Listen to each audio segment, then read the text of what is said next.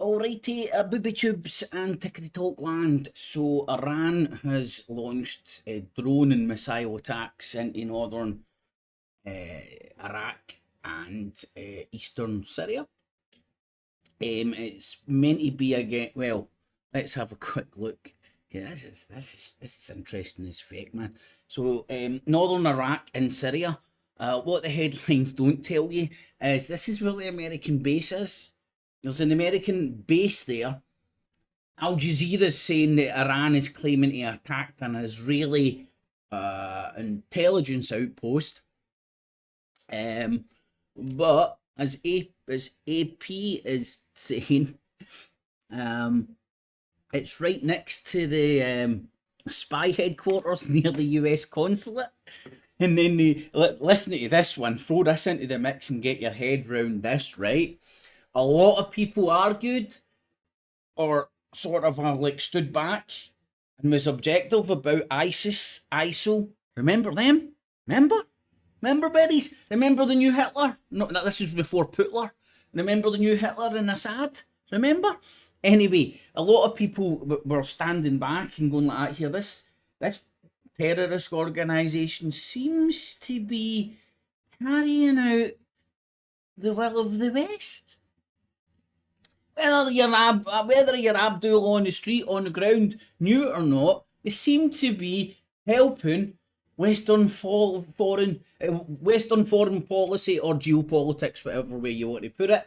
So Iran, not only have they hurt Kurdish forces, Western allies, in northern Iraq, they've hurt ISIL targets, ISIS targets, whatever way you want to brand it, inside Syria.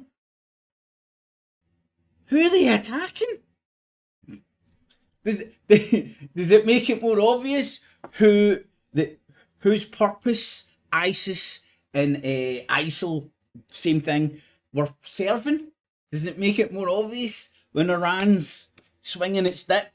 Because it knows it can. America's busy in the South China Sea, pummeling money into Ukraine and resources into Ukraine.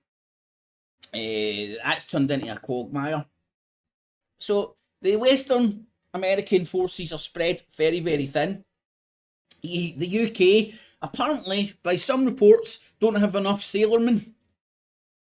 Don't have enough seamen. Don't get me started on that shit. Don't have enough seamen to launch their aircraft carriers. So they're having to launch Typhoon jets for Cyprus and get them refilled on the way over to the Red Sea so they can swing their dick in Yemen. So if you were the enemies of the West, now's the time to fucking poke them with a big jobby stick. It's happening in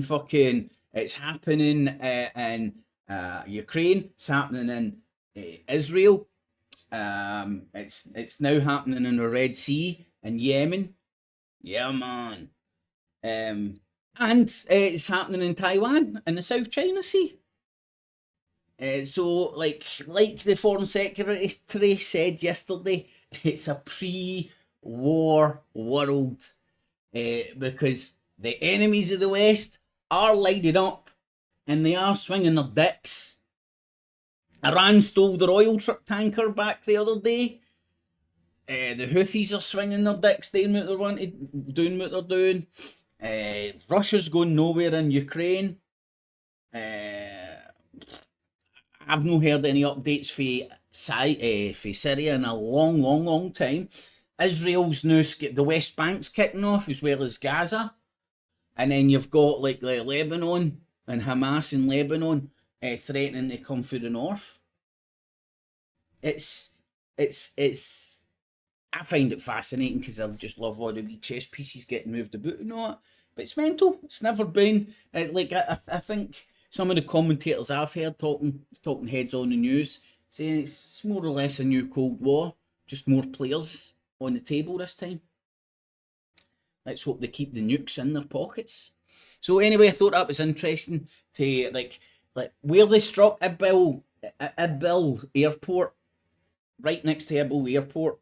I can't even Erbil or however you say that. Erbil Airport. is a wee American enclave, funnily enough, next to the airport.